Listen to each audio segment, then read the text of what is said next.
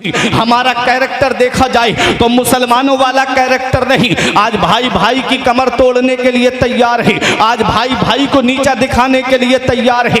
एक गांव के अंदर दो बिरादरी है और दोनों बिरादरियों में ऐसा पार्टीशन बन चुका है कि एक बिरादरी वाले दूसरी बिरादरी वाले को पसंद नहीं करते। आज बिरादरियों के झगड़ों ने हमारी कमर को तोड़ दिया, आज सिलसिलों के झगड़ों ने हमारी कमर को तोड़ दिया, जिसका फायदा गैरों ने उठाया। इतना याद रखना, ना संभलोगे तो मिट जाओगे हिंदी मुसलमानों, तुम्हारी दास्तां तक भी ना होगी दास्तानों में। दुनिया तुम्हें मिटाने के लिए तुली है, दुनिया तुम्हारा नामो निशान खत्म करने के लिए तुली है और तुम आपस में लड़ झगड़ करके खत्म होना चाहते हो। इतना याद रखना प्यारे मुसलमानों, इस उर्से पाक की महफिल में आने वालों, इससे पैगाम लेकर के जाओ कि ये अल्लाह के वली का आस्ताना वो आस्ताना है। यहाँ बिरादरी नहीं देखी जाती है, यहाँ पर छोटा और बड़ा नहीं देखा जाता है, यहाँ देखी जाती है तो सच्ची मोहब्बत देखी जाती है, यहाँ देखा जाता है तो सच्चा प्यार देखा जाता है, यहाँ आकर के सब एक हो जाते हैं। इसलिए एक पैगाम लेकर के जाओ, नबी के सच्चे गुलाम बनो, नबी के सच्चे वफादार बनो, नबी के सच्चे आशिक बनो। इस हाल में दुनिया से जाना, कहीं ऐसा ना हो कि इन सब तुम्हारा जनाजा उठे और मोहल्ले के लोग ये कहें कि एक जुआरी का जनाजा जा रहा है, एक शराबी का जनाजा जा रहा है, एक जुआ खेलने वाले का जनाजा जा रहा है, एक अय्याशी का जनाजा जा रहा है, अरे एक वो है जो लोगों को सताने वाले का जनाजा जा रहा है। इस हाल में दुनिया से मत जाना, बल्कि इस हाल में दुनिया से जाना कि लोग तुम्हारे मरने की खुशी ना मनाएं बल्कि गम करें और ये कहें कि आज नबी के सच्चे आशिक का जनाजा जा रहा है, नबी के सच्चे गुलाम का जनाजा जा रहा है। जब इस हाल में दुनिया से जाओगे तो ये कहते हुए जाओगे कि लहिद में इश्क रुखे शह का दाग लेके चले, अंधेरी रात सुनी थी चराग लेके चले। अंधेरी रात सुनी थी चराग लेके चले। अच्छे काम करके दुनिया से जाओ, ये अच्छे काम करके दुनिया से। बेशक, सुभान अल्लाह सुभान अल्लाह। इनको याद कर रहे हैं, बेशक बेशक, वरना किसी को किसी के लिए टाइम नहीं है आज के दौर में। मेरी बात समझ में आ रही है? अल्हम्दुलिल्लाह। किसी को किसी के लिए टाइम नहीं है। शादी का जब मौका आए, थोड़ी देर के लिए आप अपना मुंह को बंद कर लीजिएगा और जो मैं बोल रहा हूँ उसको गौर से सुनिएगा। सुभान अल्लाह सुभान अल्लाह। मालूम है नौजवानों का खून गर्म होता है, बेशक, लेकिन इतना भी गर्म मत करिएगा कि जो तुमको नुकसान में डाल दे। बेशक, सुभान अल्लाह। ये नबी के जिक्र की महफिल है, अल्लाह के वली के उर्स की महफिल है। इतना याद रखना, आलिम के सामने जाओ तो जुबान संभाल के बैठो, बेशक, और जब अल्लाह के वली की बारगाह में जाओ तो दिल संभाल के बैठो। सुभान अल्लाह। क्योंकि आलिम जुबान की बात पकड़ता है और अल्लाह का वली दिल के खतरात से वाकिफ होता है। बेशक, सिर्फ लाखों रुपये खर्च कर देने से इनकी रूह खुश नहीं होगी। जिस दिन फजर में ऐसे नमाजी जमा हो जाएं जैसे जुमे में जमा होते हैं, तब इनकी रूह तुमसे खुश। हक है, सुभान अल्लाह।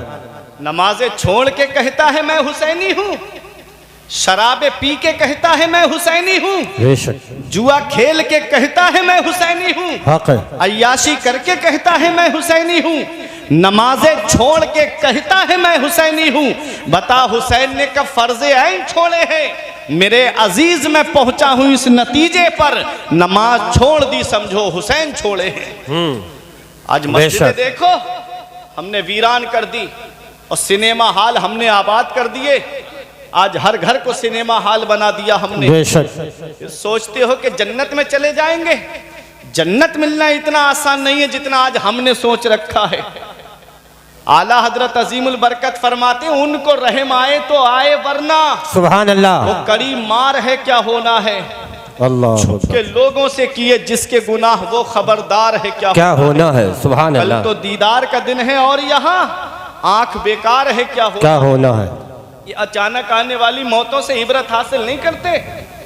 अभी 3 दिन गुजरे, एक खबर को अभी तुमने देखा नहीं? बेशक, क्या मामला था भोजीपुरा स्टेशन के पास का जी?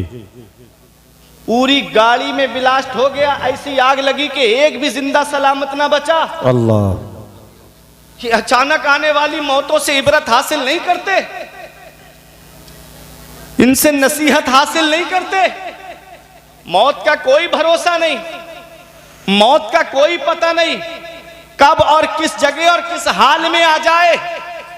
इतना याद रखना नौजवानों, अगर गाने सुनकर के सो गए और आंख कब्र में जाकर के खुली तो बताओ कौन है जो तुम्हारे काम आएगा। अल्लाह अकबर। फिल्में देख करके सो गए और आंख कब्र में जाकर के खुली तो बताओ कौन है जो तुम्हारे काम आएगा। बेशक। कभी सोचा आज चेहरे हमारे इस लायक नहीं कि नबी के सामने खड़े हो सके। अगर चेहरे पे सुन्नते रसूल नहीं और कब्र में आका ने अपना चेहरा अनवर फेर लिया, बेशक बेशक, तो फिर बताओ कौन है जो कब्र में हमारे काम आएगा। इसी को आला हजरत कहते हैं, उनको रहम आए तो आए वरना वो कड़ी मार है क्या होना है। छुप के लोगों से किए जिसके गुनाह वो खबरदार है क्या होना है। बेशक। कल तो दीदार का दिन है और यहाँ कल तो अपने नबी का दीदार करना है, कल मौला अली का दीदार करना है, कल गौसे आजम का दीदार करना है। फिल्में देख के ये आंखें इस लायक हैं कि हम अपने नबी के सामने खड़े हो सके। गाने देख करके ये आंखें इस लायक हैं कि अपने नबी से हम नजरें मिला सके। इसी को मेरा इमाम कहता है कि कल तो दीदार का दिन है और यहाँ आंख बेकार है क्या होना है। सुभान अल्लाह। हाय बिगड़ी तो कहाँ आकर नाव, ऐन मझधार है क्या होना है। बेशक। छुप के लोगों से किए जिसके गुनाह वो खबरदार है क्या होना है। बेशक। रोशनी की आदत और घर, रोशनी की हमें आदत और घर, तीर व तार है क्या होना है। अभी यहाँ अंधेरा हो जाए, लाइट चली जाए, आप इंसानी एतबार से बतकाजा बशरियत डरने लगोगे। लेकिन कभी सोचा है कब्र के अंदर रोशनी का क्या इंतजाम है। वहां तो कोई इन्वेटर भी नहीं होगा, वहां तो कोई बल्ब भी लगा हुआ नहीं होगा। बेशक बेशक। वहां रोशनी का हमने क्या इंतजाम किया। बस दुनिया में आ गए, थोड़ी देर हंसी मजाक कर लिया, दिल लगी कर ली, इसका नाम जिंदगी है। कभी सोचा अल्लाह ने तुम्हें पैदा किस लिए किया। बेशक। अरे उस रब ने इतनी नेमतों से हमें नवाजा, उस रब की नेमतों को अगर मैं गिनाऊं तो आपकी आंखों में आंसू आ जाएंगे। रब मेरा कितना मेहरबान है, उसने हमको दोनों हाथ सलामत दिए। बेशक। सुभान अल्लाह। उस रब की नेमतें देखो, उसने दोनों पैर हमको सलामत दिए, उस रब ने दोनों आंखें हमको सलामत दी, सुभान अल्लाह। उस रब ने कान हमको सलामत दिए। ये जो हार्ट चल रहा है ना हमारा, ये हार्ट जो सलामत है ये उस रब की नेमत है। ये जो किडनियां सलामत है ना ये उस रब की नेमत है। ये जो फेफड़े सलामत है ना ये उस रब की नेमत है। हार्ट कितनी बड़ी अल्लाह की नेमत, उससे पूछो जिसके बाल पड़ चुके हैं। बेशक। ये किडनियां कितनी बड़ी अल्लाह की नेमत। इंसान डायलिसिस पे जाकर के रोजाना के 15,000 रुपये देता है सिर्फ खून को फिल्टर करने के लिए। ये किडनियां ही तो हैं जो खून को फिल्टर करती हैं। कितना हमने उसका शुक्र अदा किया जो आज किडनी हमारी सलामत है। हॉस्पिटल का एक चक्कर लगा लिया करो, देख लिया करो ऑक्सीजन पे लेटे हुओं को, देख लिया करो उनको जिनके अजीज तड़पते हैं कि मेरा अजीज ठीक हो जाए। फिर भी हम उस रब का शुक्र अदा नहीं करते, उसने जिंदगी हमको सलामत दी। ये जिंदगी की डोर चल रही है, उस रब का शुक्र अदा करो। दुनिया में तुम्हें अल्लाह ने बेकार पैदा नहीं किया है। लक़द खलक़नल इंसान फी अहसनि तक़वीम। अल्लाह फरमाता है हमने इंसान को बेहतरीन सूरत पे पैदा फरमाया। सुभान अल्लाह। जिस्म के जो आज़ा सलामत है ना ये अल्लाह की बहुत बड़ी नेमत। कुरान मेरा फरमाता है फबी अय्यि आलाई रब्बिकुमा तुकज़्ज़िबान। अपने रब की कौन सी नेमत को झुटलाओगे। सब कुछ तो उस रब की नेमत है। आंख कितनी बड़ी अल्लाह की नेमत, उससे पूछो जिसकी आंखें सलामत नहीं। दिल करता है अपने माँ बाप का चेहरा देख लेता, दिल करता है अपने बीवी बच्चों का चेहरा देख लेता, दिल करता है अपने अजीजों का चेहरा देख लेता। ये कान कितनी बड़ी अल्लाह की नेमत, उससे पूछो जो सुनने वाली मशीन लगा करके लोगों के करीब बैठ के कहता है क्या कह रहे हो। ये जुबान अल्लाह की कितनी बड़ी नेमत, उससे पूछो जिसके पास कुव्वते गोयाई नहीं है, बोलने की ताकत नहीं है। ये हाथ अल्लाह की कितनी बड़ी नेमत, उससे पूछो जिसके हाथ सलामत नहीं। ये पैर अल्लाह की कितनी बड़ी नेमत, उससे पूछो जिसके पैर सलामत नहीं। उसने कितनी नेमतों से हमको नवाजा और हमने कितना उसका शुक्र अदा किया। कानों में एयरफोन लगाई, ब्लूटूथ लगाई और गाने सुनते हुए गलियों में मेरी कौम के नौजवान चलते।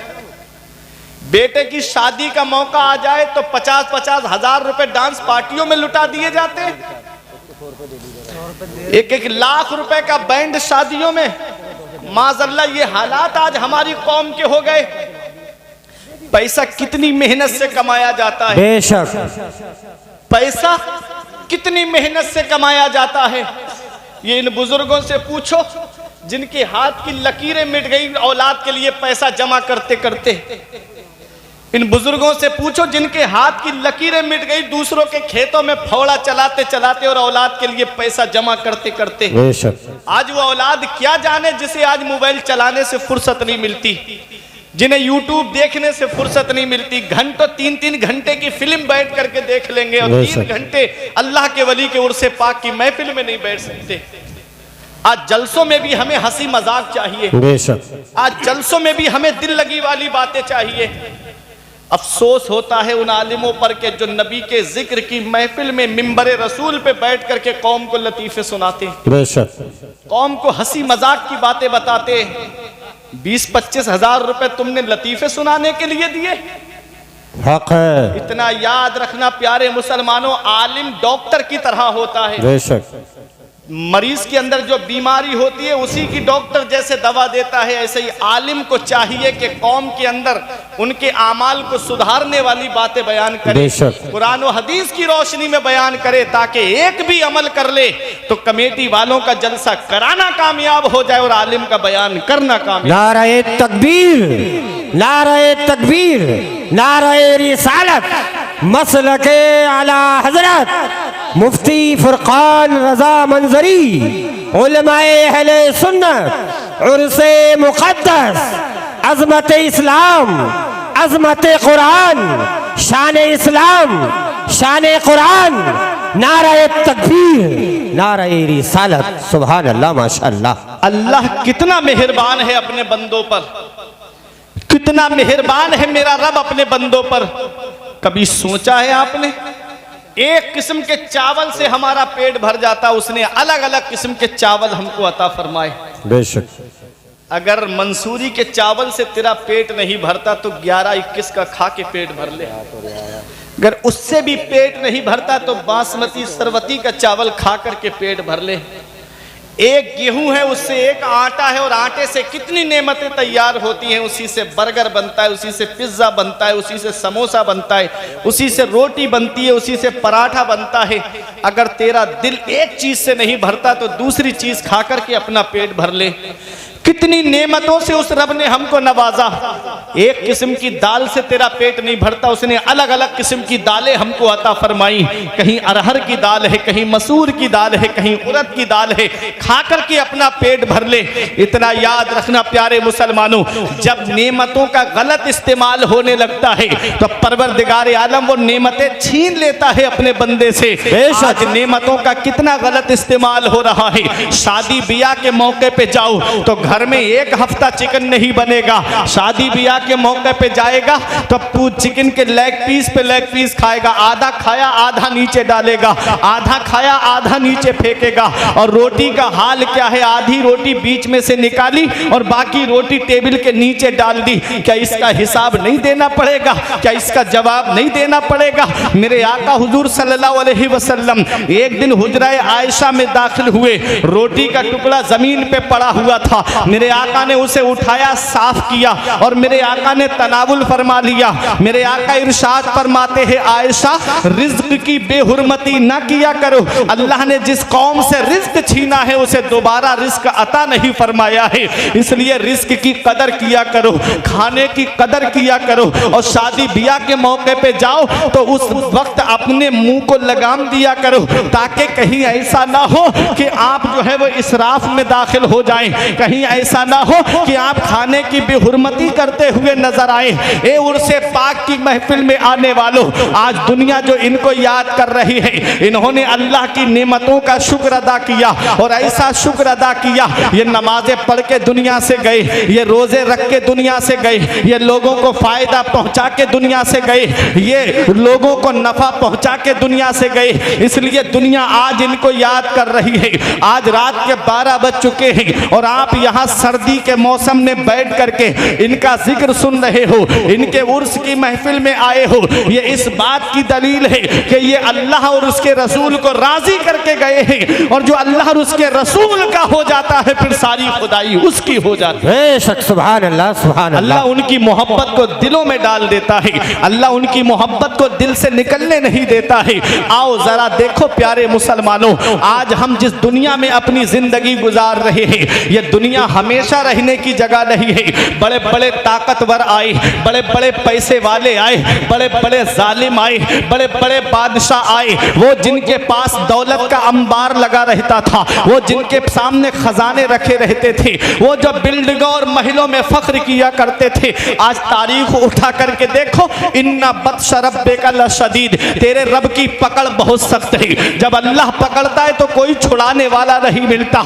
उसने जो जिंदगी की डोर को ढीला किया हुआ है, इसे गनीमत जानो और अपनी जिंदगी को अल्लाह की इबादत करके गुजार दो, अपने रब की इबादत करके गुजार दो, नबी की सुन्नतों पे अमल करके गुजार दो। आओ, तुमने देखा नहीं, अभी 3 साल गुजरे कोरोना को गए हुए, क्या हाल हो गया था हिंदुस्तान का। एक एक घर में 3-3 जनाजे मैंने रखे हुए देखे। अल्लाह अकबर। आओ जरा देखो तो सही, बरेली शरीफ में एक मोहल्ला ऐसा जिसमें एक दिन में 18 जनाजे उठते थे। कब्रिस्तान में कब्र खोदने वाला कब्रिस्तान छोड़ करके भाग गया। ये अचानक आने वाली मौतों से इबरत हासिल नहीं करते। जो पहली लहर में बच गए वो दूसरी में निकल गए। कैसी आई थी दूसरी लहर, लाखों रुपये हथेली पर रख करके घर वाले पैरों की जूतियां घिस गई ऑक्सीजन तलाश करते करते, फिर भी उनको ऑक्सीजन न मिल सका। औलाद तड़पती रही अपने बाप के लिए ऑक्सीजन ले आऊं, औलाद तड़पती रही कि अपने बाप के लिए ऑक्सीजन तलाश कर लूं। पैरों की जूतियां घिस गई लेकिन ऑक्सीजन न मिल सका। इन अचानक आने वाली मौतों से इबरत हासिल नहीं करते। जब अल्लाह पकड़ता है तो कोई छुड़ाने वाला नहीं मिलता। इसलिए उस रब की पकड़ से डरो। इन्ना बत्श रब्बिका लशदीद, तेरे रब की पकड़ बहुत सख्त है। हमने देखा हाल क्या हो गया था। कोई तांगे में लेट करके ऑक्सीजन चढ़वा रहा था, कोई चारपाई में लेट करके ऑक्सीजन चढ़वा रहा था, कोई अपने घर में ऑक्सीजन चढ़वा रहा था। करोड़ों रुपयों के मालिक हॉस्पिटल पूरा खरीद सकते हैं, लेकिन ऐसा हाल हो गया था कि उनको ऑक्सीजन तो बहुत दूर की बात, हॉस्पिटल में बेड तक नसीब नहीं हुआ। अल्लाह अकबर। अपने रब की पकड़ से डरते रहो। जब अल्लाह पकड़ता है तो कोई छुड़ाने वाला नहीं मिलता। उस रब की पकड़ से डरो। जब अल्लाह पकड़ता है तो कोई छुड़ाने वाला नसीब नहीं होता। मेरे रब ने आज हमको बेशुमार नेमतों से नवाजा। उस रब की इबादत करके दुनिया से जाओ, उस रब की इबादत करके दुनिया से जाओ। पेशानी में सजदों की तड़प पैदा करके जाओ। जब इस हाल में दुनिया से जाओगे तो यही कहा जाएगा, लहिद में इश्क़ रुखे शह का दाग लेके चले, अंधेरी रात सुनी थी चिराग लेके चले। याद रखना प्यारे मुसलमानों, आज अल्लाह के वली के उर्स में आप आए हो। मैंने कहा था ना, जन्नत मिलना इतना आसान नहीं है जितना आज हमने सोच रखा है। जिनके रुतबे हैं सिवा उनको सिवा मुश्किल है। अल्लाह अकबर। उस्मान गनी जिन्हें दुनिया में जन्नती होने की बशारत मिली, वो कब्रिस्तान में खड़े होकर इतना रोते, आंखों से आंसू बरसते, दाढ़ी भीग जाती, आंसू जमीन पे गिरने लगते। मौला अली इतना रोते कि दाढ़ी भीग जाती और आंसू जमीन पे गिरने लगते। हजरत उमर बिन अब्दुल अजीज, जिनसे मुजद्दिदियत का सिलसिला चला है, सबसे पहले मुजद्दिद का नाम हजरत उमर बिन अब्दुल अजीज है।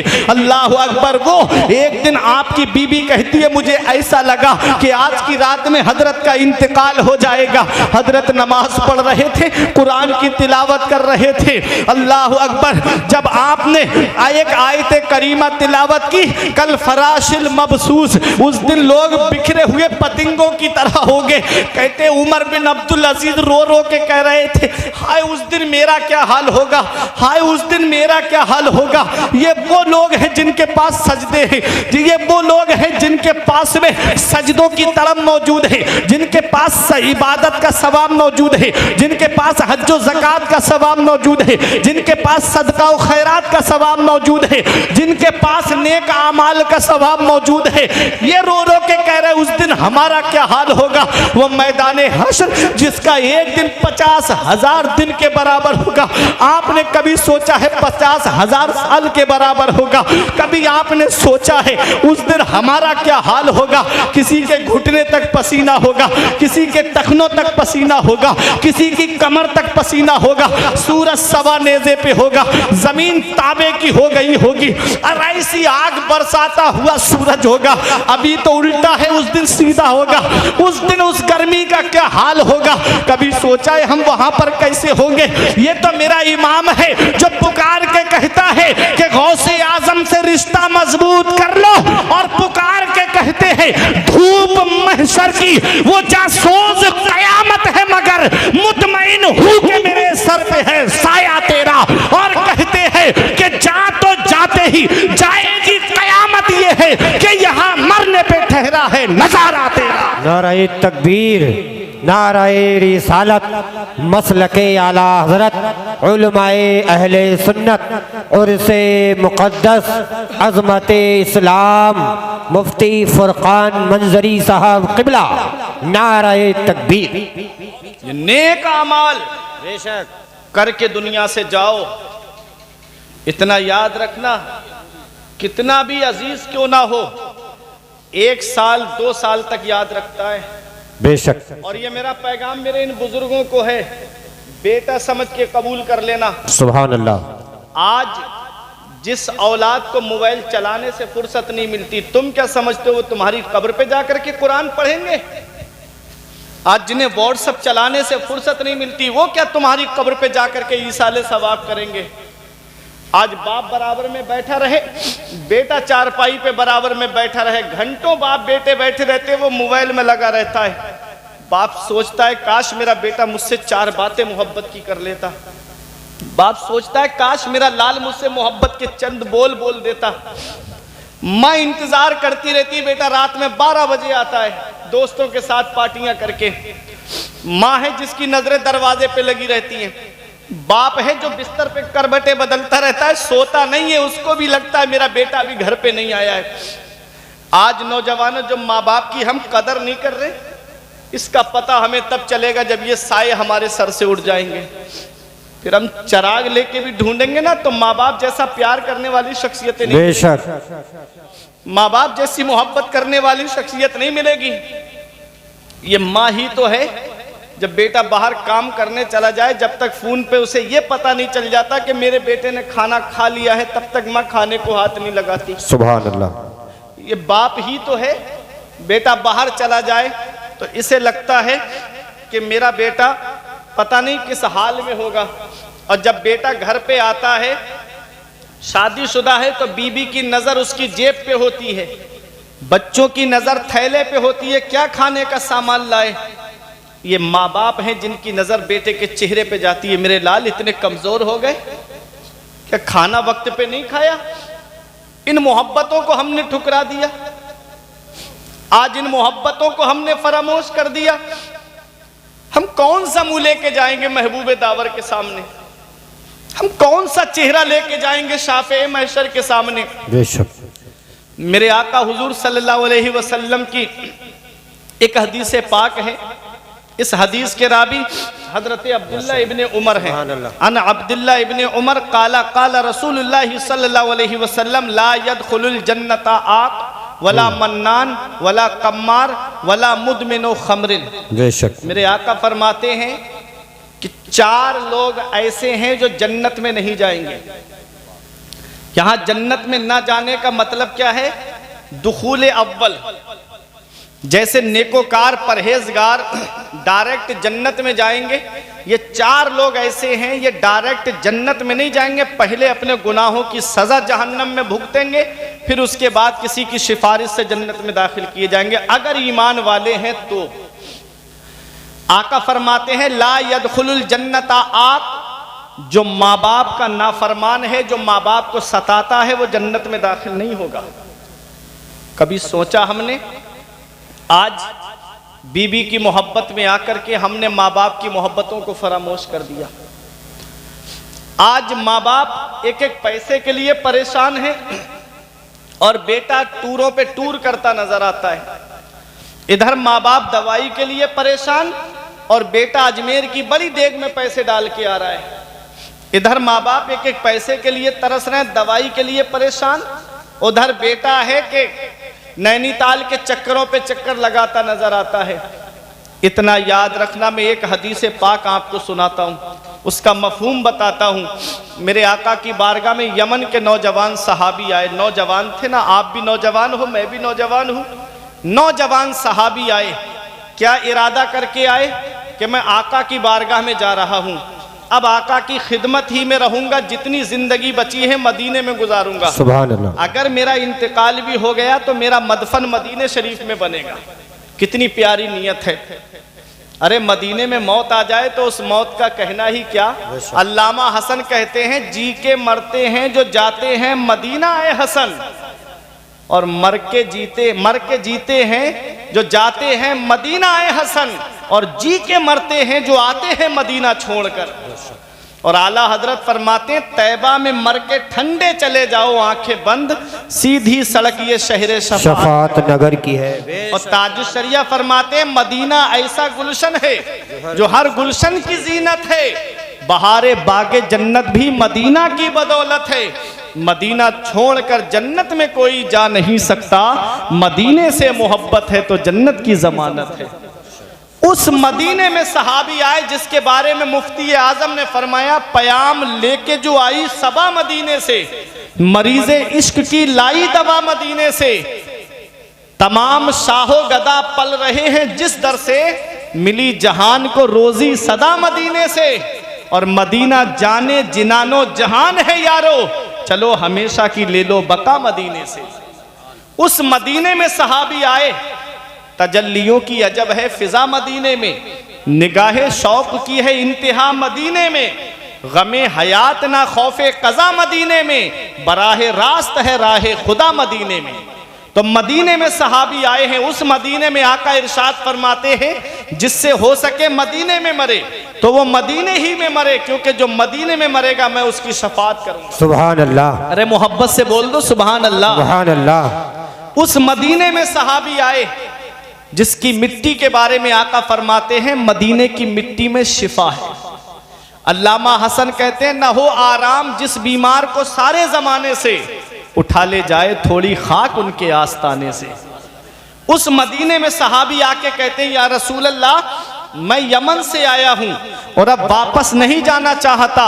तो मेरे आका ने इरशाद फरमाया हल्लका अबवाया, क्या तुम्हारे माँ बाप जिंदा हैं, क्या तुम्हारे माँ बाप हयात हैं। सहाबी ने अर्ज किया हाँ या रसूल अल्लाह मेरे माँ बाप तो जिंदा हैं। नबी इरशाद फरमाते हैं क्या उनको तुम ये बता के आए हो कि अब उनका बेटा मदीने शरीफ जा रहा है, वापस नहीं आएगा। अर्ज किया हाँ या रसूल अल्लाह मैं माँ बाप को ये बता के आया हूँ कि अब मैं वापस नहीं आऊंगा। नबी इरशाद फरमाते हैं जब तुमने अपने माँ बाप से इजाजत ली तो ये भी बताया कि अब उनका बेटा वापस नहीं आएगा। अर्ज किया हाँ या रसूल अल्लाह मैंने ये भी बताया है कि अब उनका बेटा वापस नहीं आएगा। नबी इरशाद फरमाते हैं जब तुमने अपने माँ बाप से ये कहा कि अब उनका बेटा वापस नहीं आएगा तो उनका हाल कैसा था, वो हंस रहे थे कि रो रहे थे। सहाबी की आंखों में आंसू आ गए। अर्ज करते हैं या रसूल अल्लाह जब मैंने अपने माँ बाप से ये कहा कि अब उनका बेटा वापस नहीं आएगा तो बेटे की मोहब्बत में गले लग के फूट फूट करके रो रहे थे। आका फूट फूट करके रो रहे थे। नबी को जलाल आ गया। आका तशरीफ फरमाते उठ के खड़े हो गए। इरशाद फरमाते हैं इरजे इलैहिमा फअदहिकहुमा कमा अबकैतहुमा, ए मेरे सहाबी वापस चले जाओ, जहां से आए हो वहीं लौट के चले जाओ और जैसे माँ बाप को रुला के आए हो वैसे उन्हें हंसा दो, वो यमन में खुश हो जाए। नबी तुझसे मदीने में राजी हो जाए। सुभान अल्लाह। नाराए तकबीर, नाराए रिसालत, नाराए गौसियत, मसलके आला हजरत, उलमाए अहले सुन्नत, उर्से मुक़द्दस मुफ्ती फुरकान मंजरी साहब क़िबला। नाराए तकबीर, नाराए इधर माँ बाप एक एक पैसे के लिए परेशान, माँ आंसू बहा रही है, बाप आंसू बहा रहा है और बेटा टूरों पे टूर करता हुआ नजर आ रहा है। इतना याद रखना प्यारे मुसलमानों, इतना याद रखना मेरी कौम के नौजवानों, अगर घर में माँ बाप राजी हैं तो तुमसे अल्लाह भी राजी है, उसका रसूल भी राजी है। और माँ बाप नाराज है तो ना अल्लाह राजी है, ना उसका रसूल राजी है, ना साहिबे मजार तुमसे राजी है। घर में रूठे हुए माँ बाप को मना लो, वो हाथ उठा के दुआ कर देंगे, अल्लाह तबारक व तआला तुम्हारी तकदीर को बदल देगा, अल्लाह तुम्हारी किस्मतों को बदल देगा। अरे धूप कैसी भी हो साया नहीं खोने देता, राह कैसी भी हो बेबस नहीं होने देता, बेच के अपना लहू चाहे वो रोटी लाए, बाप औलाद को भूखा नहीं सोने देता। सुभान अल्लाह, सुभान अल्लाह। ये बाप है, ये माँ है जो औलाद के लिए आंसू बहाते हैं, ये माँ बाप है जो औलाद के लिए आंसू बहाते रहते हैं। आज वही औलाद जवान हो गई, चार पैसे क्या कमाने लगी, माँ बाप का बिस्तर घर से बाहर कर दिया जाता है, खुद के कमरे में एसी लगा है, खुद के कमरे में कूलर चल रहा है, जाड़ों में गर्म हीटर का इंतजाम है, और माँ बाप है कि टीनों में रह करके, झोपड़ियों में रह करके, अल्लाह अकबर, पुराना लिहाफ ओढ़ करके अल्लाह का शुक्र अदा करते हैं। क्या इसी दिन के लिए औलाद को माँ बाप ने जवान किया था? क्या इसी दिन के लिए औलाद को माँ बाप ने पाला था? हम कौन सा मुंह लेके जाएंगे महबूबे दामर के सामने? मौलाना रूम फरमाते हैं, एक शख्स की बीबी ने यह शिकायत की कि तुम्हारा बाप पूरी रात खांसता रहता है, इसकी खांसी की वजह से मेरे बच्चे सो नहीं पाते, ना मैं सो पाती हूँ ना बच्चे सो पाते हैं। वो बीबी की मोहब्बत में गिरविदा, उसने माँ बाप से कहा, अपने वालिद से कहा कि अब्बा ऐसा करो, मैं तुम्हारा बिस्तर वहां कर देता हूं जहां जानवर बनते हैं, जानवरों के बंधने की जगह पे अपने अब्बा का बिस्तर करने के लिए उनको पीठ पे लिटा बिठा करके लेकर के चला। बाप का जब बिस्तर कर दिया, उसका बच्चा समझदार था, उसने ओढ़ने के लिए कंबल दिया, तो बाप ने कहा बेटा ये कंबल मुझे ओढ़ने को दे रहा है? कहा हाँ अब्बा, ताकि सर्दी लगे तो इस कंबल को ओढ़ लेना। देखो मौलाना रूम जो नतीजा निकालते हैं वो सोने के कलम से लिखने के काबिल होता है। उसका बेटा समझदार था, उसने दादा के हाथ से कंबल लिया और उसको दो हिस्सों में फाड़ लिया और आधा हिस्सा दादा को दिया, आधा लेकर के चलने लगा। बाप ने कहा बेटा इतने अच्छे लिहाफ रखे थे, तूने ये कंबल क्यों खराब कर दिया? बेटे तू मुझे बताता तो सही, मैं तुझे नया कंबल दे देता। तो उस बच्चे ने कहा था अब्बा इसमें राज की बात है, वक्त आने पे बताऊंगा। बाप ने कहा बेटा आज ही बतानी होगी। तो वो बच्चा कहता है अब्बा आज आपके वालिद बूढ़े हो गए, इनके जिस्म की हड्डियों ने जवाब दे दिया, आज इनकी खांसी की वजह से आपने इनको जानवरों के बंधने की जगह पे ला करके लिटा दिया। ऐसे ही कल जब तुम बूढ़े हो जाओगे, जब मेरे बीवी बच्चे परेशान होंगे आपकी वजह से, तो यही ला करके जब मैं तुम्हें लिटाऊंगा तो यही आधा कंबल मैं तुम्हें ओढ़ने के लिए दूंगा। पहली मोहब्बत है माँ बाप की दुनिया में जो बदला मांगती है। अगर हम अपने माँ बाप के साथ भलाई करेंगे तो हमारी औलाद हमारे साथ भलाई करेगी। अगर हमने अपने माँ बाप के साथ भलाई नहीं की तो बुढ़ापे में ये उम्मीद लगा के मत बैठना कि तुम्हारी औलाद तुम्हारा सहारा बन जाएगी। आज माँ बाप को छोड़ करके हम कोई जा करके कहता है मौलाना साहब आप बरेली शरीफ से आए, हमारे कारोबार के लिए दुआ कर दो। शायर इस्लाम उस्मान रजा हारूनी आए और आकर कहा हजरत दुआ कर दो हमारे कारोबार के लिए। हम दुआ कराते फिर रहे हैं लेकिन दुआ लेते नहीं है। मेरे आका ने इरशाद फरमाया माँ बाप की दुआ औलाद के हक में ऐसे कबूल होती है जैसे नबियों की दुआ उम्मत के हक में कबूल होती है। आज हम दुआ कराते फिर रहे हैं, हम दुआ लेते नहीं है। घर में रूठे हुए माँ बाप को मना लो, वो हाथ उठा के दुआ कर देंगे तो तुम्हारी दुकान में भी बरकत होगी, तुम्हारे मकान खानदान में भी बरकत होगी, तुम्हारे कारोबार में भी बरकत होगी। माँ बाप की दुआ औलाद के हक में ऐसे कबूल होती है जैसे बनी इसराइल के नबियों की दुआ कबूल होती है। जैसे नबियों की दुआ रद्द नहीं होती, ऐसे ही माँ बाप की दुआ भी रद्द नहीं होती है। माँ बाप के पास में जाओ और उनसे अपने लिए दुआ कराओ।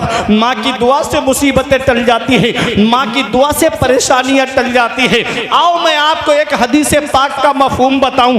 बनी इसराइल का किस्सा कभी कभी मेरे आका सहाबा को सुना दिया करते थे, और सुनो, जब तक मेरे आका ने बयान नहीं फरमाया तब तक वो किस्सा था, और जब मेरे आका ने अपनी जुबान मुबारक से फरमा दिया तो वो हदीस बन जाती है। रसूलुल्लाह सल्लल्लाहु अलैहि वसल्लम के कौलो फेलो तकरीर को हदीस कहते हैं। मेरे आका ने बनी इसराइल का एक किस्सा बयान फरमाया कि 3 लोग सफर कर रहे थे, अचानक से आंधी तूफान आया तो ये लोग पहाड़ के एक गार के अंदर चले गए। जैसे ही गार के अंदर गए तो गार के मुंह पर ऊपर से एक चट्टान आई और आकर के गार के मुंह को बंद कर दिया।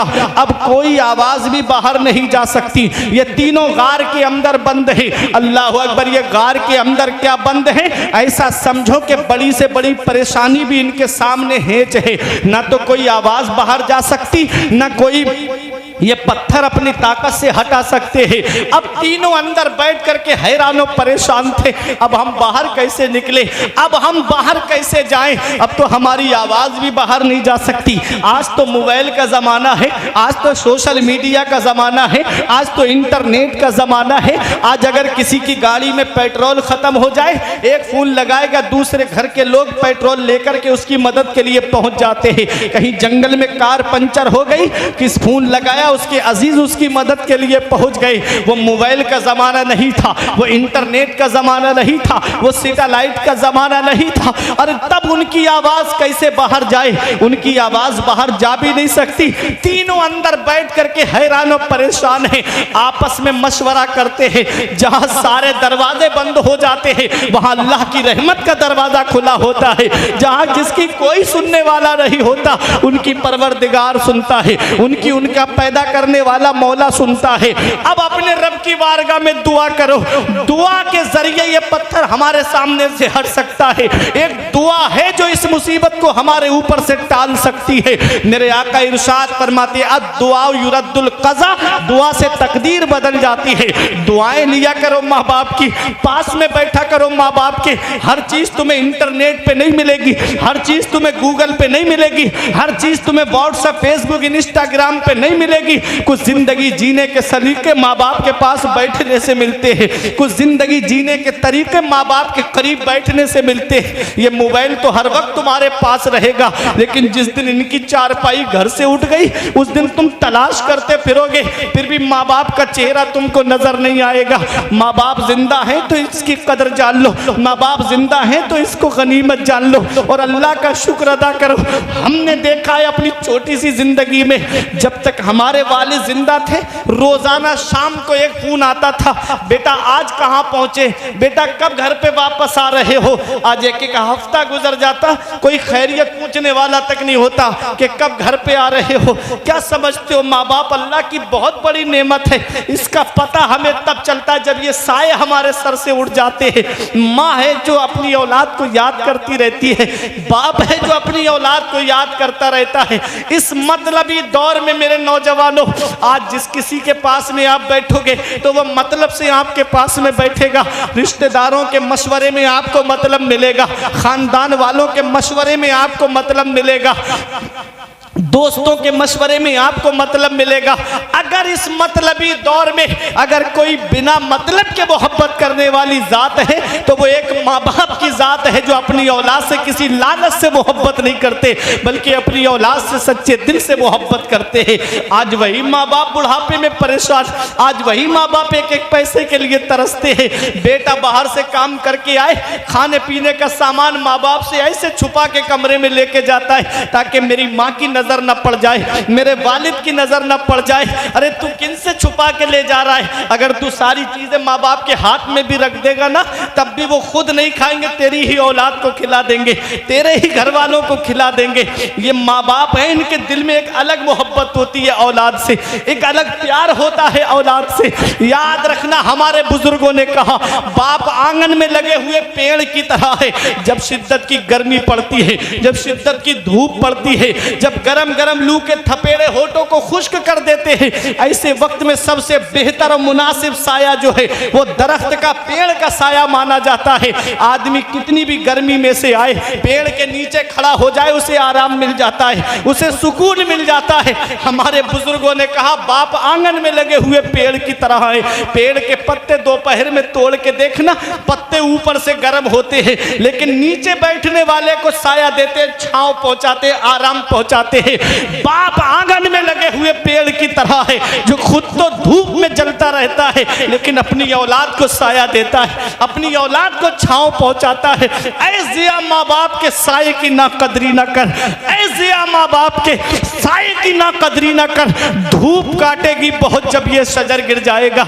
जिस दिन ये पेड़ आंगन से उखड़ गया ना, उस दिन धूप भी परेशान करेगी, गरम गरम लू के थपेड़े भी परेशान करेंगे, उस दिन बारिश भी तुमको परेशान करेगी। इसलिए माँ बाप की जिंदगी को गनीमत जान लो।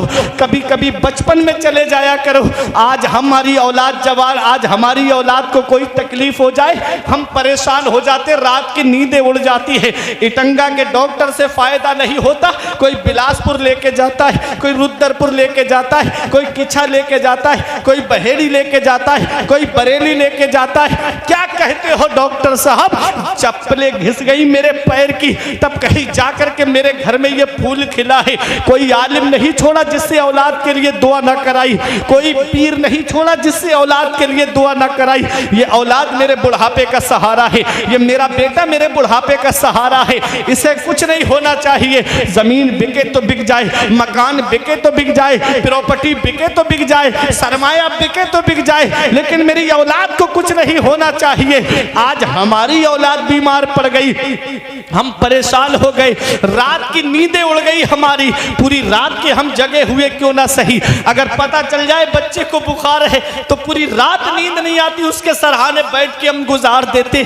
कभी अपने बचपन में जाकर के देखो, जब हम बचपन में बीमार पड़े थे तो यही हमारा बूढ़ा बाप है जिसकी आज हमें खांसी अच्छी नहीं लग रही है, यही हमारी बूढ़ी माँ जिसका आज बोलना हमें अच्छा नहीं लग रहा है, यही हमारी माँ है जिसने अपनी चादर हमको सर्दी में उड़ा दी, खुद तो ठिठरती हुई चली गई लेकिन औलाद को सर्दी नहीं लगने दी। यही हमारा बाप है जिसने बारिश में छाता हमारे ऊपर कर दिया, खुद तो भीगता रहा लेकिन औलाद को भीगने नहीं दिया। रास्ते में नहर आ गई, नदी आ गई, औलाद को ऊपर उठा लिया, खुद तो भीग गया बाप लेकिन औलाद को भीगने नहीं दिया। आज वही औलाद जवान हुई, 4 पैसे क्या कमाने लगी, माँ बाप का बिस्तर घर से बाहर कर दिया। हमारे बच्चे ईद के मौके पे सेवई खाएं और हमारे माँ बाप हमारे बच्चों का चेहरा देखें। बकरा ईद के मौके पे हमारे बच्चे गोश्त खाएं, माँ बाप उन बच्चों का चेहरा देखें। क्या इसी दिन के लिए माँ बाप ने औलाद को जवान किया था? क्या इसी दिन के लिए माँ बाप ने औलाद को पाला था? हम कौन सा मुंह लेके जाएंगे अपने नबी के सामने? अल्लाह कुरान में फरमाता है 15वां पारा, वक़ज़ा रब्बुका अल्ला तअबुदू इल्ला इय्याहु सुभान अल्लाह। वबिलवैलिदैनि इहसाना इम्मा यबलुगन्ना इंदकल किबरा अहदुहुमा व किलाहुमा फला तकुल लहुमा उफ़्फ़िन वला तनहरहुमा व कुल लहुमा क़ौलन करीमा वख़्फ़िद लहुमा जनाह ज़ुल्ल मिनर रहमा व क़ुर रब्बिरहमहुमा कमा रब्बयानी सगीरा। 15वें पारे में रब फरमाता है, हुक्म दिया तेरे रब ने कि अपने रब के सिवा किसी की बंदगी ना करो और अपने माँ बाप के साथ भलाई करो, अपने माँ बाप के साथ हुस्न सुलूक करो। अल्लामा सज्जाद साहिब किबला से आप पूछिएगा, पूरे कुरान को ये पढ़ के सुना दें आपको, जहां जहां अल्लाह ने अपने हक बयान फरमाए हैं ठीक उसके बाद में अल्लाह ने माँ बाप के हक बयान फरमाए। सुभान अल्लाह। बेशक क्या समझे मतलब ये है, हुकूकुल्लाह के बाद में बंदे का जब हक का मामला आता है तो बंदे के हक में सबसे पहला हक जो है वो माँ बाप। सुभान अल्लाह। माँ बाप अल्लाह की बहुत बड़ी नेमत। कुरान में रब फरमाता है, मेरा रब इरशाद फरमाता है, आप बैठ जाएं, अगर थक ना हो तो बैठ जाइएगा, मैं खत्म करने जा रहा हूं अपनी बात को। उर्स की महफिल में आप आए हैं, देखें सुने बैठ जाइए। जरूरी पैगाम दे के जा रहा हूं मैं। इसलिए जलसों में नहीं आता कि आप मुझे बार बार बुलाएं। मैं इसलिए आता हूं कि ताकि एक भाई ने भी अमल कर लिया तो मेरा बयान करना कामयाब हो जाएगा और आपका उर्से पाक कराना कामयाब हो। सुभान अल्लाह, बेशक। सुनो माँ बाप, कितनी बड़ी अल्लाह की नेमत। माँ बाप की दुआ से मुसीबतें टल जाती हैं, बेशक। माँ बाप की दुआ से बुलंद मकाम मिलता है। मूसा अलैहिस्सलाम जो अल्लाह के जलीलुल कद्र पैगंबर हैं, जब कोहे तूर पे चढ़े तो पैर फिसल गया। आवाज आई रब की बारगाह से, मूसा संभल के आया करो। अर्ज किया, मेरे मौला मैं इससे पहले तारीकी रातों में आया, बयाबान जंगलों से आया, तूने कभी नहीं फरमाया मूसा संभल के आया करो, आज क्यों फरमाया? रब ने इरशाद फरमाया, मूसा जब तुम आते थे तो तुम्हारे पीछे तुम्हारी माँ हाथ उठा के दुआ करती थी, सुभान अल्लाह, मेरे मूसा को सलामत रखना। आज वो दुआ करने वाले हाथ नहीं रहे, तुम्हारी माँ का इंतकाल हो चुका है। अल्लाह। एक दिन मूसा अलैहिस्सलाम ने रब की बारगाह में अर्ज की, मौला जन्नत में मेरा साथी कौन बनेगा? बेशक। तो रब तबारक व तआला ने वही भेजी, इरशाद फरमाया, फला मोहल्ले का कस्साब तुम्हारा साथी होगा जो जन्नत में तुम्हारे साथ जाएगा। सुभान अल्लाह। अब हर इंसान, हमारी आदत ये है आपस में इंसान को पता चल जाए कि ये मेरा जन्नत में साथी बन के जाएगा, तो दिल में ये शौक होगा कि ना देख तो लूं वो है कौन सी शख्सियत जो जन्नत में मेरे साथ जाएगा। वो तो अल्लाह के पैगंबर हैं, अल्लाह के नबी हैं, अल्लाह के रसूल हैं, जलीलुल कद्र पैगंबर, कलीमुल्लाह आपका लक़ब है। आपने अल्लाह से कलाम किया है, अल्लाह से बातें की हैं। जब गए आप उस मोहल्ले में, कस्साब को देखा तो वो गोश्त बेच रहा था और बेहुदा बातें भी बोल रहा था, बदतमीजी भी बोल रहा था। हालात होते हैं, आदमी की जुबान होती है। आपने देखा कोई ऐसा अमल नहीं है इसका जो पैगंबर के साथ जन्नत में जाए। जब उसने अपनी दुकान समेटी तो कहा, चलिए आप मेरे मेहमान हैं, मेरे घर चलिए। जब घर गए तो खाना उसने अपने हाथों से तैयार किया। उसके बाद जब खाना तैयार हो गया तो अल्लाह के पैगंबर से बोला, आप बैठिए। मूसा अलैहिस्सलाम बैठे हैं। उसने कहा, पहले मैं अपनी माँ को खिलाऊंगा। बूढ़ी माँ थी, मुंह में दांत भी नहीं, अपने मुंह में लुकमा लेकर के बारीक किया, फिर उसके बाद अपनी माँ के मुंह में डाला। इस तरीके से उसने अपनी माँ का पेट भरा, शिकम सैर कराया। और जब माँ शिकम सैर हो गई, आसूदा हो गई, तो माँ को लेटा दिया। कहा, अब आइए, अब अपने खाना खाते हैं। मूसा अलैहिस्सलाम ने खाना खाया, आराम के लिए लेटे तो रात में किसी के रोने की आवाज सुनी, रात में किसी की सिसकियों की आवाज सुनी। आपने उठ के देखा तो वही बूढ़ी माँ थी जो सजदे में सर रख के रो के कह रही थी, मौला मेरा बेटा गुनाहगार है, मौला मेरा बेटा खताकार है, मौला मेरे बेटे की कोई ऐसी नेकी नहीं है जो उसे जन्नत में ले जाए। मैं मानती हूँ मेरे मौला, मेरा बेटा मेरा बहुत फर्मा बरदार है, मेरा बेटा मेरी खिदमत करता है। मेरे मौला मेरी खिदमत का ये सिला दे दे मेरे बेटे को कि मेरे बेटे को जन्नत में मूसा पैगंबर का साथी बना दे। सुभान अल्लाह, सुभान अल्लाह। दुआ की माने मूसा अलैहिस्सलाम ने उस बूढ़ी माँ को उठाया और फरमाया, ए बूढ़ी माँ, अल्लाह ने तेरी दुआ को कबूल फरमा लिया है, मैं मूसा हूँ और ये मेरा जन्नत में जाने वाला साथी है। माशाअल्लाह, सुभान अल्लाह। ये माँ बाप है जो हाथ उठा के दुआ कर दे तो अल्लाह ताला तकदीर बदल देता है, अल्लाह ताला किस्मतें बदल देता है। बाप अल्लाह की बहुत बड़ी नेमत। कभी नौजवानों ये लगे मेरे बाप ने मेरे लिए क्या किया है तो बहेड़ी किछा की तरफ रात में 2-3 बजे चले जाया करो। देखो ये रात में ऑटो रिक्शा चलाने वाला एक बाप ही तो है, ये ट्रक चलाने वाला एक बाप ही तो है, ये बसें चलाने वाला एक बाप ही तो है। अरे ये अपना शहर छोड़ के दूसरे शहर सर्दी में कमाने जाने वाला ये एक बाप ही तो है। अरे 3-3 साल के लिए सऊदी जाने वाला ये एक बाप ही तो है।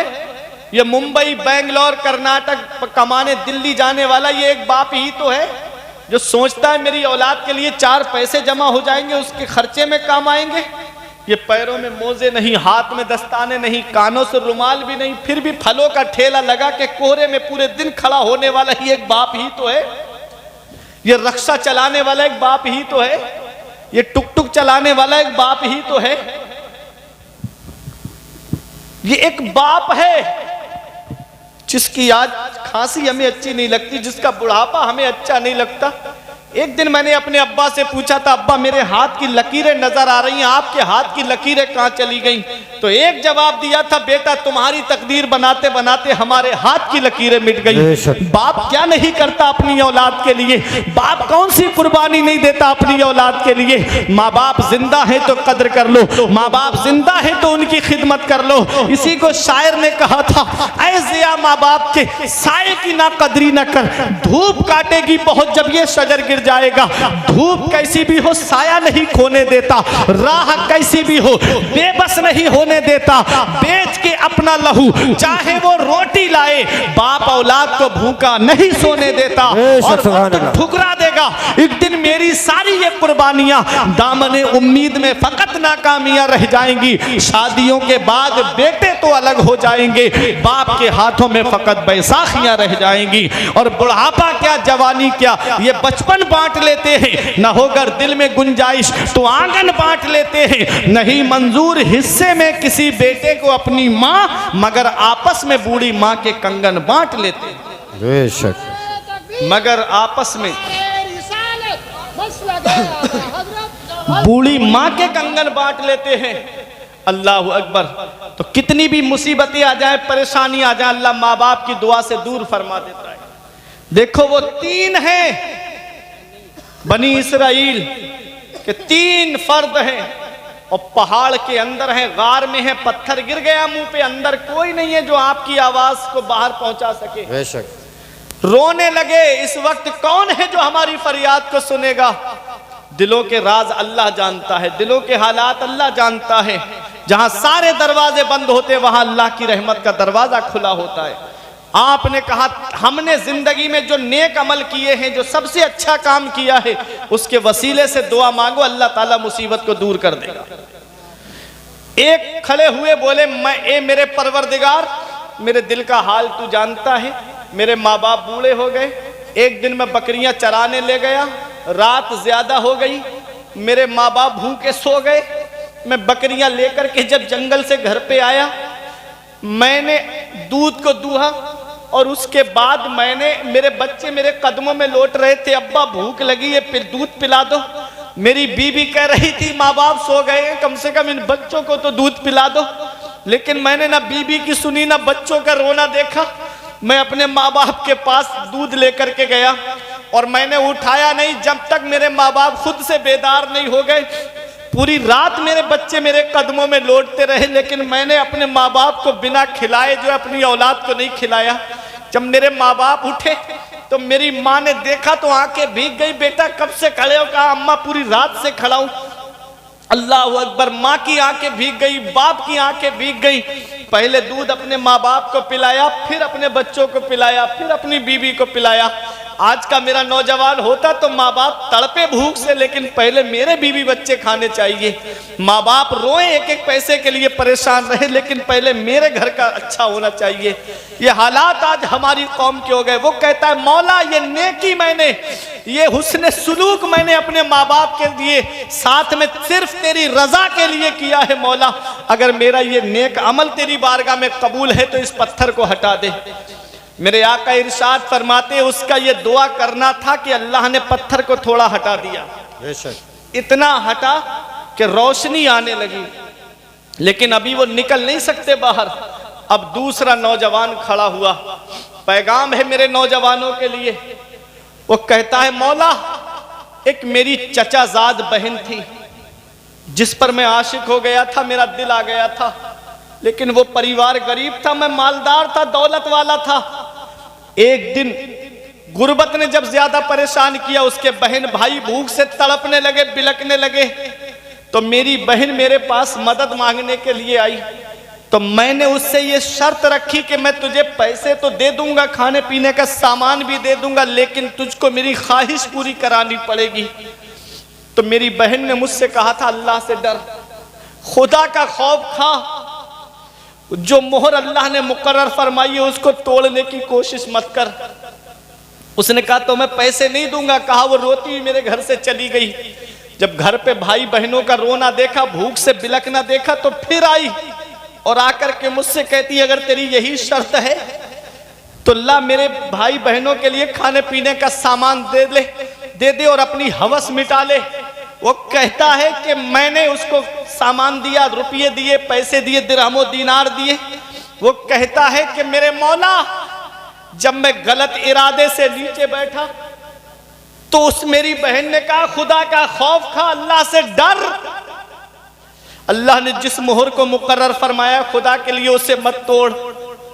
वो कहता है मेरे दिल में ऐसा खुदा का खौफ पैदा हुआ कि मैं उठ गया और मेरे परवरदिगार में जिना जैसे बड़े गुनाह से बच गया मौला, सिर्फ तेरे अजाब के खौफ से। ए अल्लाह, अगर ये मैंने काम तेरी रजा के लिए किया है तो मौला इस पत्थर को हटा दे। सुभान अल्लाह। मेरे आका इरशाद फरमाते हैं कि पत्थर और हट गया। आज हमारे नौजवानों का हाल क्या है? आज हमारी नजरों से आज कैसे कैसे गुनाह होते जा रहे हैं। बेशक। कभी सोचा है? इमाम शाफई फरमाते जिना कर्ज है, अगर तू लेगा तो इसका भुगतान तेरे घर वालों से किया जाएगा। इसीलिए मेरे आका ने फरमाया था लड़का लड़की जैसे ही बालिग हो उनके निकाह कर दो। आज हमारे यहाँ जो शादियां लेट हो रही है ना, इसकी सबसे बड़ी वजह यह है, मेरे आका ने फरमाया था निकाह आसान करो, जिना दुश्वार हो जाए। आज जिना आसान हो गया, निकाह दुश्वार हो गया। किसी के घर में बेटी पैदा हो जाए तो चेहरे का जुग्राफिया बदल जाता है। कहां से अब मंगनी के लिए सामान इकट्ठा करूं, कहां से इसके जहेज का सामान इकट्ठा करूं, कहां कभी चौथी की रस्म के नाम पे, कभी दिखनौर के नाम पे। कैसा हाल आज हमारे मुआशरे का बन गया। हम भूल गए कि मरने के बाद हमें कब्र में भी जाना है। कोई गरीब आदमी जहेज मांगे, उस्मान भाई समझ में आता है उसके घर में है नहीं इसलिए मांग रहा है। लेकिन अमीरों को क्या पड़ी थी, जितनी ज्यादा दौलत उतनी ही ज्यादा लंबी लंबी डिमांडें, जितनी ज्यादा दौलत उतनी ही ज्यादा मुंह फैला हुआ। वो बाप जिसने 16-17 साल अपनी बेटी को सीने से लगा के रखा, आज अगर कुर्बानी के लिए बकरा ले आए तो 5 महीने 6 महीने बकरा घर पे रह जाए, जब कुर्बानी का वक्त आता है पूरा घर बाहर निकल जाता है। हमने पूछा बाहर क्यों जा रहे हो? कहते हैं कि इसकी कुर्बानी नहीं देख पाएंगे, ये हमसे बहुत ज्यादा मोहब्बत करने लगा था। और एक जानवर को 5-6 महीने में इतनी मोहब्बत हो जाती है कि इंसान उसकी कुर्बानी नहीं देख पाता। कभी सोचा है बाप 16-17 साल अपनी बेटी को अपने सीने से लगा के रखता है? ये जहेज लेने वाले नहीं जानते ना, ये जहेज के लोग भी नहीं जानते कि एक बाप ने कितनी परेशानियां उठा करके अपनी बेटी को पाला है। खुद की बेटी के लिए ये सोचते हैं कि जाकर के ससुराल में खूब आराम करें, दूसरे की बेटी घर पे आ जाए तो उसे सताना शुरू कर दिया जाता है। कभी जहेज के नाम पे टॉर्चर किया जाता है। आए दिन अखबारों में खबर आती है किचन में सिलेंडर फटने से बहू की मौत हो गई। कभी सास नहीं मरी? कभी सुना आपने किसी सास का भी कभी इंतकाल हुआ? बहू ही क्यों मरती है? इतना याद रखना, ये हंसने की बात नहीं है, रोने की बात है। आज जो हमारी कितनी कई लाख मुस्लिम बेटियां मुर्तद्दा हो गई, दूसरे लोगों के रीति रिवाज के मुताबिक शादियां कर ली, हमारे कान पे जूं तक नहीं रिंगी।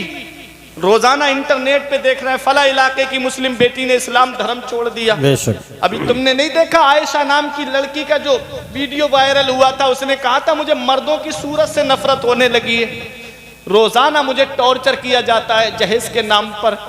ये जहेज की लानत ने कितने घर तबाह कर दिए, इस जहेज की लानत ने कितने घर बर्बाद कर दिए। कभी देखा है मदीने वाले मुस्तफ़ा सल्लल्लाहु अलैहि वसल्लम ने अपनी बेटी फातिमा का निकाह कैसी सादगी के साथ फरमाया? बेशक, सुभान अल्लाह। आका चाहते तो जन्नत से सामान आता हजरत फातिमा के लिए। मेरे आका ने ऐसी सादगी के साथ शादी फरमाई हजरत फातिमा की। शादी करो तो ऐसी करो सादगी के साथ जैसे अली का अक्द हुआ फातिमा के साथ। सुभान अल्लाह। शादियां बेटा मिल गया, अल्लाह ने नेमत दे दी, उसकी शादी का मौका आया तो लंबी लंबी डिमांडें, लंबी लंबी डिमांडों के दरवाजे खोल दिए। बहनें कहती हैं मेरा एक भाई है, इतनी आसानी से इसकी शादी नहीं करेंगे, सारी बहनों को जेवर चाहिए। अल्लाह अकबर, ये हालात आज हमारे यहाँ की शादियों के हो गए। किसी गरीब की बेटी को अपनाओ, उस गरीब का हाथ अपने हाथ में लेके कहो अल्लाह का दिया हुआ सब कुछ है मेरे पास, गाड़ी भी है, एसी भी है, फ्रिज भी है, मकान भी है, सब कुछ है अल्लाह का दिया हुआ, बस एक बेटी की कमी है जो तेरे घर पे लेने आया हूं। जब इस हाल में उसके माँ बाप को खुश कर दोगे तो आने वाली लड़की तुमको सास ससुर का दर्जा नहीं बल्कि अपने माँ बाप का दर्जा देती हुई नजर आएगी। लेकिन जब जहेज के नाम पर उसके माँ बाप को खून के आंसू रुलाया जाता है, यही वजह है कि 1 महीना नहीं गुजरता बहू अपना चूल्हा अलग कर लेती है। अब ये बैठ करके कहते हैं किसी मौलाना से तावीज करा के ले आई, पता नहीं किस पीर से तावीज करा के ले आई, मेरे बेटे को भी अपने कब्जे में कर लिया। अरे तुमने उसकी शादी कैसे की? काश उसकी शादी सुन्नते रसूल के मुताबिक करते, काश उसकी शादी सुन्नते रसूल के मुताबिक करते तो अल्लाह और उसका रसूल तुमसे राजी हो जाता। अल्लाह उस शादी में इतनी बरकतें अता फरमाता कि तुम भी सुकून से रहते, वो दोनों मियाँ बीवी भी सुकून से रहते। लेकिन हालात ऐसे हो गए, 500-500 की बारातें लेकर के जाना, जहेज की लंबी लंबी डिमांडें करना, खून के आंसू रुलाया जाता है बेटी वालों को। याद रखना उस बेटी को भी अल्लाह ने पैदा किया है, तुमको भी अल्लाह ने पैदा किया है।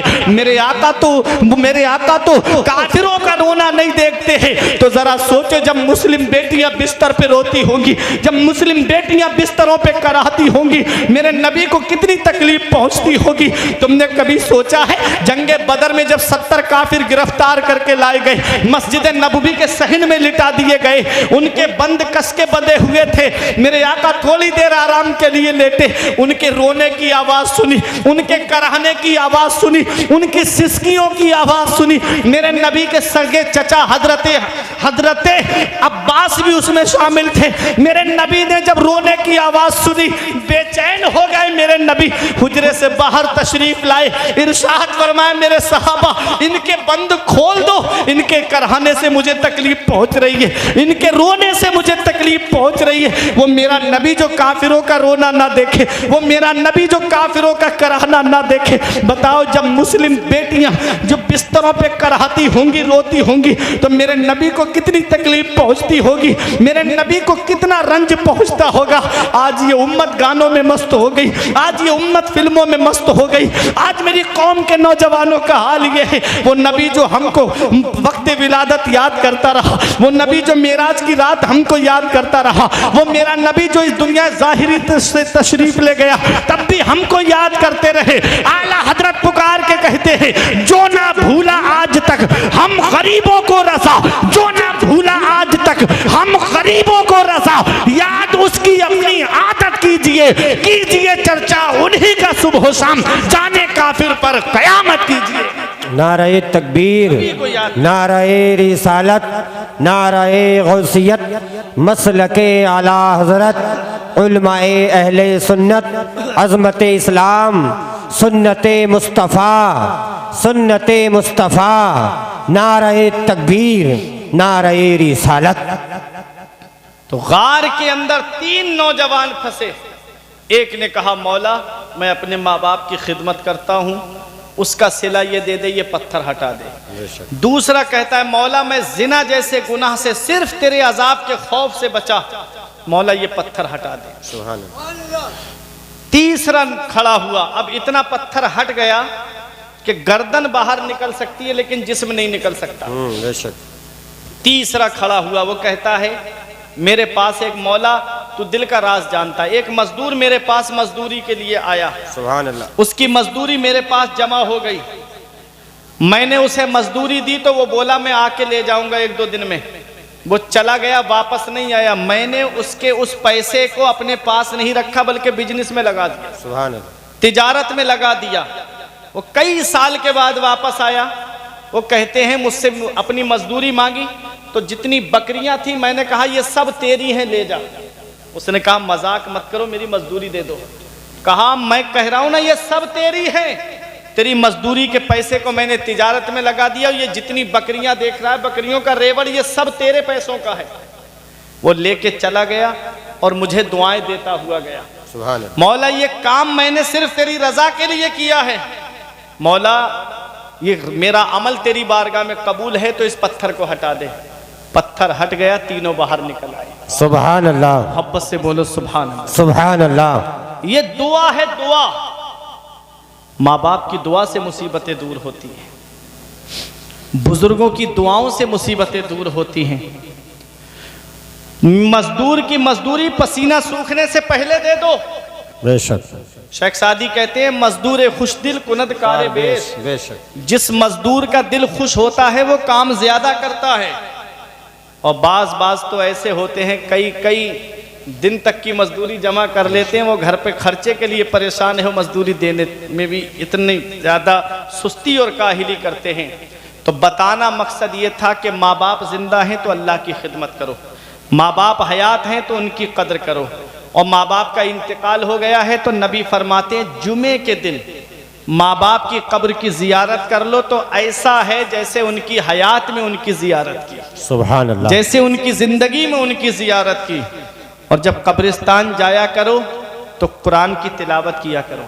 नबी फरमाते हैं मन दखलल मकाबिरा फ़क़रा सूरत यासीन खफ़फ़ल्लाहु अन्हुम। सुभान जो अल्लाह। कब्रिस्तान जाए और एक मरतबा सूरह यासीन शरीफ पढ़ दे तो अल्लाह तबारक व तआला कब्रिस्तान के मुर्दों के अज़ाब में कमी कर देता है और पढ़ने वाले को तादाद के बराबर सवाब अता फरमाता है। सुभान अल्लाह। तो ये एक पैगाम था। मैंने आयत पढ़ी थी व अम्मा मा यनफ़उन नास फ़यमकुसु फ़िल अर्द, जो लोगों को नफ़ा पहुंचाता है, जो लोगों को फ़ायदा पहुंचाता है, वो ज़मीन में ठहरा रहता है, वो ज़मीन में बाकी रहता है।